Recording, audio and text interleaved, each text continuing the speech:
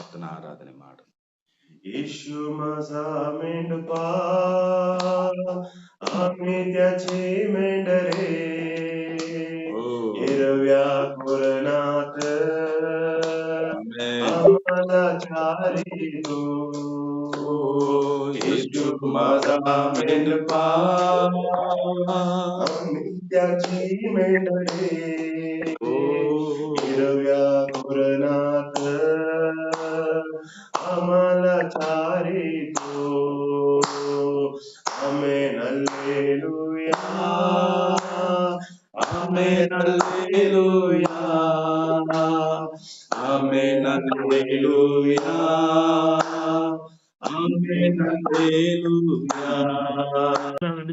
आम्हाला ही सुंदर अशी सकाळची वेळ दिल्याबद्दल ही पहिली वेळ आम्हाला तुझ्याबद्दल मी धन्यवाद देतो. सर्वप्रथम देवा बाप्पा वेळ आशीर्वाद करा. या सभेतील जी आम्ही चर्च मध्ये जे चर्च मधील जी लोक आम्ही जमलेलो आहोत त्या ठिकाणी तुमची महिमा घेण्यासाठी तर आम्हाला आशीर्वाद द्या. आमच्या प्रार्थनेकडे कान द्या देवा बाप्पा. आमच्या ಪ್ರಾರ್ಥನೆಕಡೆ तुमचं मुख करा. आमच्या ಪ್ರಾರ್ಥನೆಕಡೆ तुमचं ಜ್ಞಾನವು ದೇವರು ಕೊಡುವಂತ ಜ್ಞಾನವು ದೇವರು ಕೊಡುವಂತ ಬುದ್ಧಿಯು ಈ ಭೂಮಿಯಲ್ಲಿ ಇರುವಂತ ಬೆಳ್ಳಿ ಬಂಗಾರಗಳು ಮತ್ತೆ ವಜ್ರಗಳು ಇವುಗಳಕ್ಕಿಂತಲೂ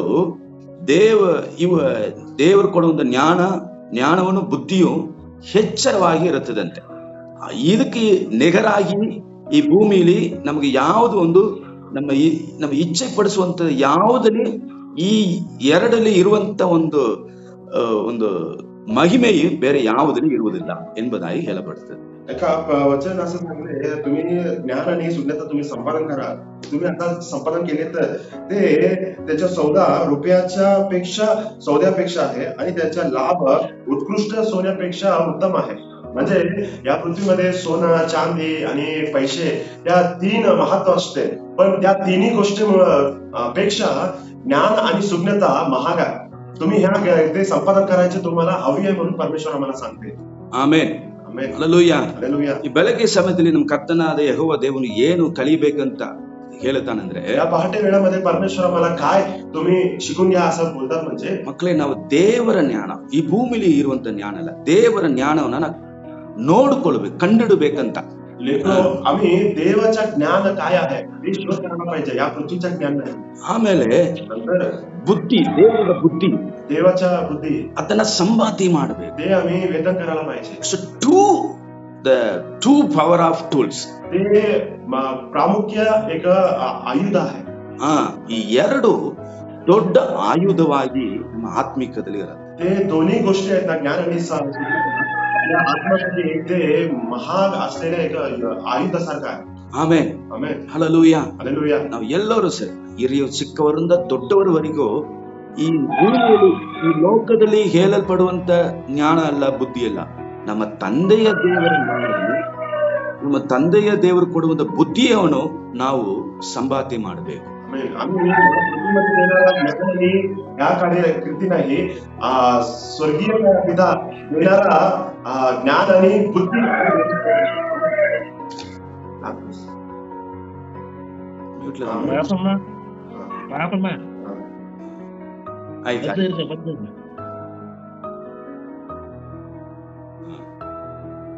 amen. Hallelujah. Hallelujah. Hallelujah. So ಜ್ಞಾನನು ಬುದ್ಧಿಯು ತುಂಬಾ ಮುಖ್ಯವಾದ. ಜ್ಞಾನ आणि सुज्ञता हे महाप्रामुख्य आहे. ಸೊ ಜ್ಞಾನವನ್ನ ಯಾವುದು, ज्ञान म्हणजे काय, ಅದು ಹೆಂಗೆ ಇರ್ತದೆ, ಅದು ಹೆಂಗೆ ನಾವು ಸಂಪಾದನೆ ನಾವು ಕಂಡಿಡಬಹುದು, ते कसं असते, आम्ही कसं वेतन करू शकते. ಮತ್ತೆ ಬುದ್ಧಿನ ಏನು आणि बुद्धी म्हणजे काय, ಈ ಎರಡು ನಾವು ನೋಡಕ್ ಹೋಗ್ತೀವಿ. या दोन्ही गोष्टी आम्ही पाहायला पुढे जाऊया. ಜ್ಞಾನೋಕ್ತಿ ಪುಸ್ತಕ 9ನೇ ಅಧ್ಯಾಯದಲ್ಲಿ 10ನೇ ವಚನ. ನೀತಿಸೂತ್ರ 9 अध्याय 9 वचन 10.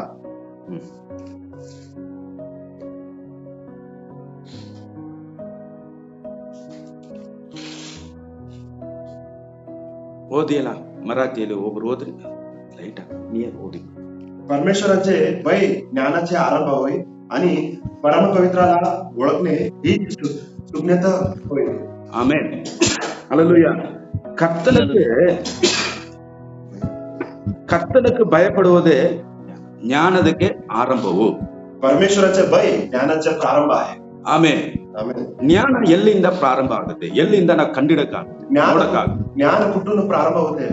सुरू होते.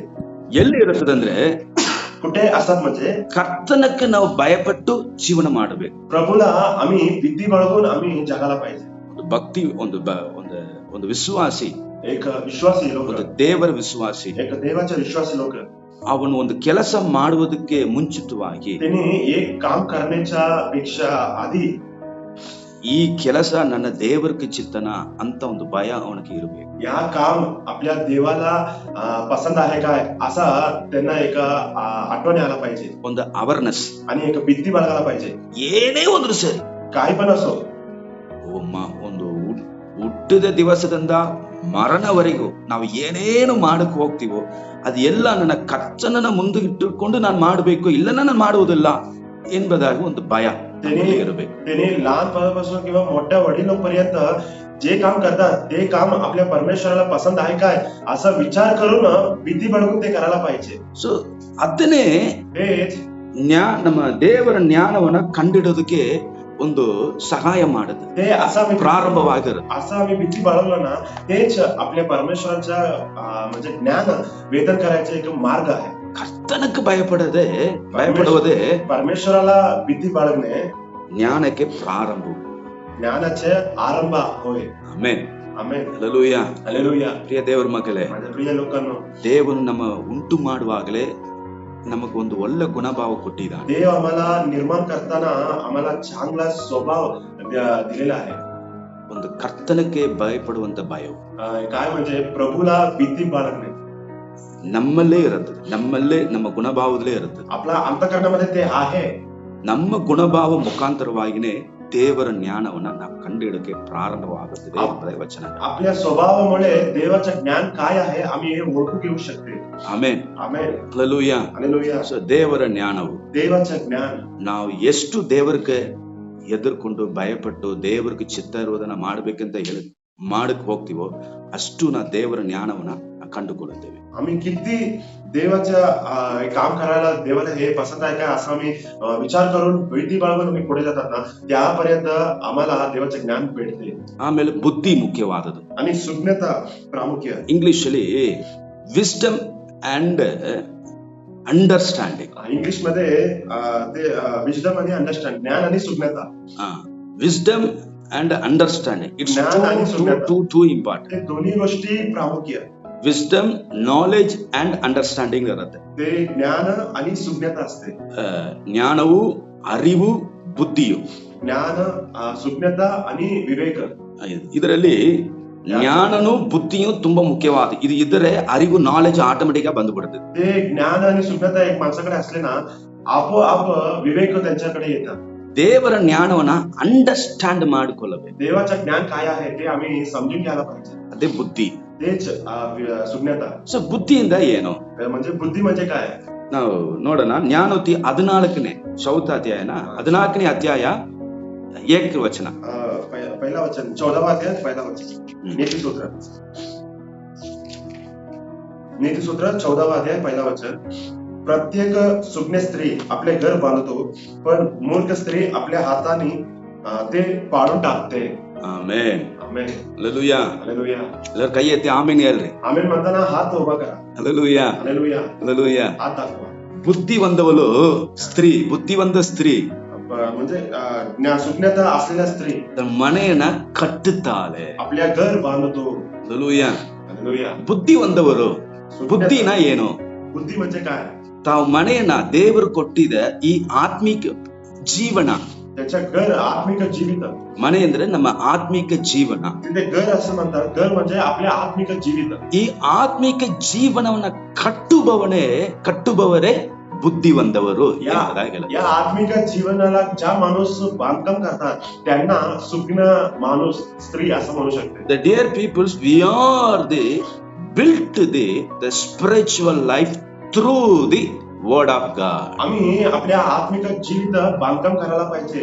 कशामुळे? देवाच्या वचनाद्वारे आम्ही बांधकाम करायला पाहिजे. ದೇವರು ಸಾಮರ್ಥ್ಯನ ಕೊಡುತ್ತಾರೆ. देव आम्हाला सामर्थ्य देतात. ಆ ಸಾಮರ್ಥ್ಯವನ್ನ ಇಟ್ಟುಕೊಂಡು ಬುದ್ಧಿವಂತವರು ತನ್ನ ಮನೆಯನ್ನ ಕಟ್ಟಿಕೊಳ್ಳಬೇಕು. त्या सामर्थ्याला घेऊन त्यांच्या घर बांधकाम करायला पाहिजे. ಹೌದು, ಆತ್ಮಿಕ ನಮ್ಮ ಜೀವನ ಬೆಳೆಸುವುದಕ್ಕೂ ಈ ಲೋಕದಲ್ಲಿ ಯಾರು ಬರುವುದಿಲ್ಲ, ನಾವೇ ಪ್ರಾರಂಭಿಸಬೇಕು, ಕಟ್ಟಬೇಕು. आपल्या स्वतः जीविताला वाढण्यासाठी दुसरा माणूस कोणी येऊ शकत नाही. आपल्या आपोआप आम्ही प्रगती व्हायला पाहिजे. ಆತ್ಮಿಕ ಜೀವನ ಒಂದು ಮನೆ ಕಟ್ಟುವ ತರ. आत्मिक जीवित म्हणजे एक घर बांधकाम करण्यासारखं. ಒಂದು ಕಲ್ಲು ಮೇಲೆ ಒಂದು ಕಲ್ಲು ಹಾಕ್ತಾರೆ. पहिला एक दगड ठेवतात, ಆಮೇಲೆ ಒಂದು ಕಲ್ಲು ಮೇಲೆ ಒಂದು ಕಲ್ಲು ಮೇಲೆ ಹಾಕಿದರೆ ಅದು ಒಂದು ಮನೆಯ ಆಗುತ್ತೆ. एक दोंडावर एक दोंडा असं ठरलं ना, 4 भिंतीसारखं होतात, एक घर बांधकाम करू शकते. ಸೊ ದೇವರ ಬುದ್ಧಿ, तसं देवाच्या बुद्धी ಆತ್ಮಿಕ ಜೀವನದಲ್ಲಿ ನಮಗೆ ಏನೇನು ಬೇಕು ಎಂಬುದಾಗಿ ನಾವು ವಿಚಾರ ಮಾಡಿ ತಿಳ್ಕೊಂಡು ನಾವೇ ಅದನ್ನ ಕಟ್ಟಬೇಕು. ಡೇ ಬೈ ಡೇ, 1 by 1 ನಾವು ಕಟ್ಟುತ್ತಾ ಬರಬೇಕು. आत्मिक जीवितामध्ये प्रभूच्या गरज काय आहे, प्रभू आपल्यामध्ये काय इच्छा धरतो, हे आम्ही घरून सुज्ञतामुळे आपल्या घर बांधकाम करायला पाहिजे रोज आणि रोज. ಆಮೆನ್, आमेन, ಹಲ್ಲೆಲೂಯಾ. हालेलुया. ಬುದ್ಧಿ ಒಂದು ದಿನ ಚಿಂತಿಸಿಕೊಳ್ಳುತ್ತಾರೆ. हे बुद्धी माणूस रोज आणि रोज विचार करतात. ಮನೆಗೆ ಒಂದು ಮುಖ್ಯವಾದದ್ದು ಯಾವ್ದೆಲ್ಲ ಬೇಕೋ ಅದೆಲ್ಲ ಮೆಟೀರಿಯಲ್ಸ್ ನ ತಕೊಂಡು ದಿನ ಅದನ್ನ ಕಟ್ಟುತ್ತಾ. एक सुज्ञात स्त्री त्यांच्या घरचं काय पाहिजे ते सर्व विचार घेऊन ते सुंदर प्रमाणे त्यांनी बांधकाम करते. ಆತ್ಮಿಕ ಮಕ್ಕಳಿಗೆ ಗೊತ್ತಾಗಬೇಕು. आत्मिक लोकांना समजून घ्यायला पाहिजे. प्रार्थना पहिला कल्ಲು, पहिला दगड, ದೇವರ ವಚನ आणि देवाचं वचन, ಸ್ತುತಿ आणि ಸ್ತುತಿ, ಆರಾಧನೆ, ಸಂದೇಶ, ಸುವಾರ್ತೆ ಸಾರುವುದು, ಶುಭ ವರ್ತಮಾನ, ಮತ್ತೊಬ್ಬರಿಗೆ ಹೆಲ್ಪ್ ಮಾಡುವುದು, ಇತರನ್ನ ಮದತ್ करणे, ಇದೆಲ್ಲ ಅನೇಕ ವಿಷಯಗಳು ಇರುತ್ತದೆ. यासारखं भरपूर गोष्टी आहेत. ಇದೆಲ್ಲ ನಾವು ದಿನ ಕರ್ತನ ಕಡೆ ವಿಚಾರ ಮಾಡಿ ಕಟ್ಟುವಂತ ಮಕ್ಕಳನ್ನೇ ಬುದ್ಧಿವಂತವರು. ते रोज आणि रोज आम्ही विचार घेऊन बांधकाम करण्याच्या म्हणते सुज्ञता माणूस. ಆಮೇನ್. ನಮ್ಮ ಔಟ್ ಆಫ್ ಅಪಿಯರೆನ್ಸ್, आपल्या बाहेर दिसण्याचा एक स्वभाव. ದೇವರನ್ನ ಹುಡುಕುವುದು ನಮ್ಮ ಜ್ಞಾನದಿಂದ ಹುಡುಕ್ತೇವೆ. देवाला आम्ही शोध करतो कशामुळे, आपल्या ज्ञानमुळे. ಆ ದೇವರನ್ನ ಹೊರಗಡೆ ತೋರಿಸುವುದು ನಮ್ಮ ಬುದ್ಧಿಯಿಂದ ತೋರಿಸಿಕೊಡ್ಬೇಕು. पण त्या देवाला बाहेर दाखवण्यासाठी आपल्या बुद्धी वापरायला पाहिजे. ಇವೆಲ್ಲ ಅಂಡರ್ಸ್ಟ್ಯಾಂಡಿಂಗ್ तुम्हाला समजलं काय? ನಾವು ದೇವರನ್ನ ಹುಡುಕುವುದು ಯಾರಿಗೂ ಗುರುತಾಗುವುದಿಲ್ಲ. ऐका, आम्ही जेव्हा प्रभूला शोध करतो तेव्हा कोणाला पण दिसत नाही. ನಮ್ಮ ಜ್ಞಾನ ಎಂಬುದು ನಮ್ಮ ಮನಸ್ಸಿಗೆ ಮಾತ್ರ, ನಮ್ಮ ಆತ್ಮಿಕ ಕಣ್ಣಕ್ಕೆ ಮಾತ್ರನೇ ನಾವು ಕಂಡಿಡ್ತೀವಿ. आपल्या ज्ञान आपल्या आत्मिक डोळे फक्त दिसण्यासारखं आम्ही प्रभूला शोध करतो. ಅದರ ಬುದ್ಧಿ, पण बुद्धी, ನಾನು ಹೇಗೆ ದೇವರಲ್ಲಿ ಬೆಳೆಯುತ್ತೀನಿ, मी कसं प्रभूमध्ये वाढतो, ದೇವರು ಹೇಗೆ ಇರುತ್ತಾರೆ, प्रभू कसा आहे, ಈ ಲೋಕದಲ್ಲಿ ಹೆಂಗಿರುತ್ತಾರೆ, या पृथ्वीमध्ये त्यांनी कसा आहे, ದೇವರು ಎಷ್ಟು ಪ್ರೀತಿವಂತವನು, प्रभू किती प्रेमळ आहे, ಇದನ್ನ ತೋರಿಸಿ ಹೊರಗಡೆ ತೋರಿಸಿಕೊಡುವುದು ಬುದ್ಧಿ. हे काय, याच कार्य बाहेर दाखवण्याच्या कृती बुद्धीच्या असते. ಆಮೆನ್, आमेन, ಹಲ್ಲೆಲೂಯಾ. हालेलुया. ಇದೇ ಜ್ಞಾನಕ್ಕೂ ಬುದ್ಧಿಗೂ ಡಿಫರೆಂಟ್. हेच ज्ञान आणि बुद्धीचा फरक. ಅದ್ರ ಬುದ್ಧಿ ಇಲ್ಲದವರು ಏನ್ ಮಾಡಿದ್ದಾರೆ, पण बुद्धी नसलेल्या लोक काय करतात, ಕಟ್ಟಿದ ಮನೆಯನ್ನ बांधकाम केलेल्या घरला ಅವ್ರ ಕೈ ಇಟ್ಟುಕೊಂಡು ಅವ್ರು ಹೊಡೆದಾಕ್ತಾರೆ. आपल्या हाताने ते फोडून टाकते. ಹಲ್ಲೆಲೂಯಾ. हालेलुया. ಹೊಡೆದಾಕುವುದವರೇ ಬುದ್ಧಿ ಇಲ್ಲದವರು. ज्या माणूस फोडून टाकत ना त्यांना बुद्धी नाही. ಅವರ ಆತ್ಮಿಕ ಜೀವನವನ್ನ ಒಂದು ಶೂನ್ಯ ಹಾಕುವುದು ಬೇರೆ ಯಾರಿಲ್ಲ, ಅವ್ರ ಚಿಂತೆ ಅವ್ರ ಕೈಯೇ ಅದನ್ನ ಹೊಡೆದಾಕ್ತದೆ. आपल्या स्वतःचे विचार त्यांच्या चांगलं घर फोडायला त्यांच्या स्वतः हात पुढे येतात, फोडून टाकतात. ಇದು ಬುದ್ಧಿವಂತರಿಗೂ ಬುದ್ಧಿ ಇಲ್ಲದವರು. हेच सुज्ञता स्त्री असलेल्या लोक, सुज्ञता नसलेल्या लोक. ಬುದ್ಧಿವಂತವರು, बुद्धी असलेल्या लोक ದೇವರು ಯಾರು ಎಂಬುದಾಗಿ ಚೆನ್ನಾಗಿ ತೋರಿಸಿಕೊಡ್ತಾರೆ. देव कोण आहे ते बरोबर दाखवून देतात. ಬುದ್ಧಿ ಇಲ್ಲದವರು, जर बुद्धी नसलेल्या लोक ಆ ದೇವರನ್ನ ಮುಚ್ಚಾಕಿಕೊಡ್ತಾರೆ. त्या देवाला लपून कोणाला पण दाखवत नाही, त्यांच्या स्वतःसाठी करतात. ಯಾರಿಗೂ ತೋರಿಸಿಕೊಡುವುದಿಲ್ಲ. कोणाला सुद्धा ते दाखवत नाही, ते बंद करतात. ಅವ್ರು ಬಂದ್ ಮಾಡ್ಬಿಡ್ತಾರೆ ದೇವರನ್ನೇ. ते बंद करतात देवाला. ಬುದ್ಧಿ ಸ್ತ್ರೀ ಅಂದ್ರೆ ಒಬ್ಬ ಸ್ತ್ರೀಯ ಹೇಳಿಕೆ ಇಲ್ಲ. स्त्री म्हणजे एका स्त्रीला परमेश्वर सांगा असं नाही. ಸ್ತ್ರೀ ಅಂದ್ರೆ ಆತ್ಮಿಕದಲ್ಲಿ ಅರ್ಥ ಇರುತ್ತದೆ. स्त्री म्हणजे आत्मिक अर्थ आहे. ಒಂದು पहिला ಪಟ್ಟಣ, एक शहर, ದೇವರ ಪಟ್ಟಣ एक देवाचे शहर ಮತ್ತು आणि ದೇವರ ಸಭೆಯು. देवाच्या मंडळी. ಇದೇ ಸ್ತ್ರೀಗೆ ಆತ್ಮಿಕ ಅರ್ಥ. हेच स्त्रीला एक आत्मिक अर्थ. ಅದು ನೀವು ಬೈಬಲ್ ಸ್ಟಡಿಗೆ ಬಂದ್ರೆ ನಾನು ತಿಳಿಸ್ಕೊಡ್ತೀನಿ. तुम्ही जर बायबल स्टडीला आला तर मी ते सांगतो. ಇಲ್ಲ ಅದೇ ತಿಳಿಸ್ಕೊಡಲ್ಲ. नाही तर नाही. Hallelujah. हालेलुया. ಅದು ನಿಮ್ಗೆ ತಿಳಿಸ್ಕೊಡ್ತೀನಿ. ಬೈಬಲ್ ಸ್ಟಡಿಗೆ ಬನ್ನಿರಿ ನಿಮ್ಗೆ ತಿಳಿಸ್ಕೊಡ್ತೀನಿ. बायबल स्टडीला या, तुम्हाला मी सांगतो. ಸ್ತ್ರೀ ಅಂದ್ರೆ स्त्री म्हणजे ದೇವರ ಪಟ್ಟಣವು, ದೇವಾच्या शहर ಮತ್ತು आणि ದೇವರ ಸಭೆಯು ದೇವಾच्या मंडळी ಎಂಬುದು ದೇವರ ವಚನದಲ್ಲಿ ಬೈಬಲ್ ಅಲ್ಲಿ ನಮ್ಗೆ ತಿಳಿಸ್ಕೊಡುತ್ತೆ. देवाच्या बायबल मध्ये पवित्र शास्त्रामध्ये आम्हाला दाखवून देते. ಸರಿ, ಒಂದು ಆತ್ಮಿಕ ವ್ಯಕ್ತಿ, बर आता आत्मिक एक व्यक्ती, ಒಂದು ಆತ್ಮಿಕ ಪಟ್ಟಣ, एक आत्मिक शहर, ಒಂದು ದೇವರ ಆತ್ಮಿಕ ಸಭೆಯು एक देवाच्या आत्मिक मंडळी ಯಾರನ್ನ ತೋರಿಸಿಕೊಡ್ಬೇಕು? कोणाला दाखवून द्यायला पाहिजे? ನಮ್ಮನ್ನ ಉಂಟು ಮಾಡಿದ ದೇವರನ್ನ ಸರಿಯಾಗಿ ಕೊಡಬೇಕು. ಕೊಡುವಂತವಲ್ಲೇ ಬುದ್ಧಿವಂತವಳು ಎಂಬುದ. आपल्याला निर्माण केलेल्या आपल्या निर्माणकर्ताला आम्ही बरोबर दाखवून द्यायचे चांगलं ज्ञान आहे, नाही तर नाही. ಆಮೆನ್, आमेन, ಆಮೆನ್. आमेन. ಸೊ ದೇವ್ರ ಮಕ್ಕಳೇ, देवाच्या लेकरांनो, ಒಬ್ಬ ವ್ಯಕ್ತಿ, एक माणूस, एक माणूस, ಒಬ್ಬ ವ್ಯಕ್ತಿ ಇದ್ದೇ ಒಂದು ಪಟ್ಟಣ. ऐका, एक माणसामुळे एक शहर. ಅದೇ ರೀತಿಯಲ್ಲಿ ಒಬ್ಬ ವ್ಯಕ್ತಿ ಇದ್ದೇ ಒಂದು ಸಭೆಯು. तसंच एक व्यक्तीमुळे एक मंडळी सुद्धा. ಒಂದು ಊರಕ್ಕೆ ಒಬ್ಬನನ್ನ ಕಳಿಸ್ತಾನೆ, ಅದು ಪಟ್ಟಣವಾಗಿ ಆಗುತ್ತದೆ. ऐका, म्हणजे लोक नसलेल्या एक स्थळामध्ये परमेश्वर पहिला कोणाला पण एकट्याला पाठवते, त्यानंतर ते शहर होतात. ಅದೇ ರೀತಿಯಲ್ಲಿ तसंच ಒಂದು ಊರಿಗೆ एक गावाला ಒಬ್ಬ ಸೇವಕರನ್ನ ಕಳಿಸುತ್ತಾನೆ, एक सेवक लोकांना पाठवून देतात. ಅದು ದೇವರ ಸಭೆಯಾಗಿ ರೂಪಿಸುತ್ತೆ. ते देवाच्या मंडळीप्रमाणे बनवून देतात. ಆಮೆನ್. आमेन. ಸೊ ಒಬ್ಬ ವ್ಯಕ್ತಿಗೆ ಜ್ಞಾನವು ಬುದ್ಧಿಯು ಮುಖ್ಯವಾದ. एक माणसाला ज्ञान आणि बुद्धी. ಯಾರ ಆ ವ್ಯಕ್ತಿ? कोण त्या व्यक्ती? ದೇವರ ಮಕ್ಕಳಾದ ನಾವೇ ಆ ವ್ಯಕ್ತಿ. देवाच्या लेकरू आहोत आम्ही, त्या व्यक्ती आहे. ನಾವು ಫಸ್ಟ್ ಆಫ್ ಆಲ್ ದೇವರ ಕಂಡುಹಿಡಿದುಕೊಳ್ಳಬೇಕು. आम्ही पहिला देवाला ओळखून घ्यायला पाहिजे. ಅದು ಹೇಗೆ? कसं?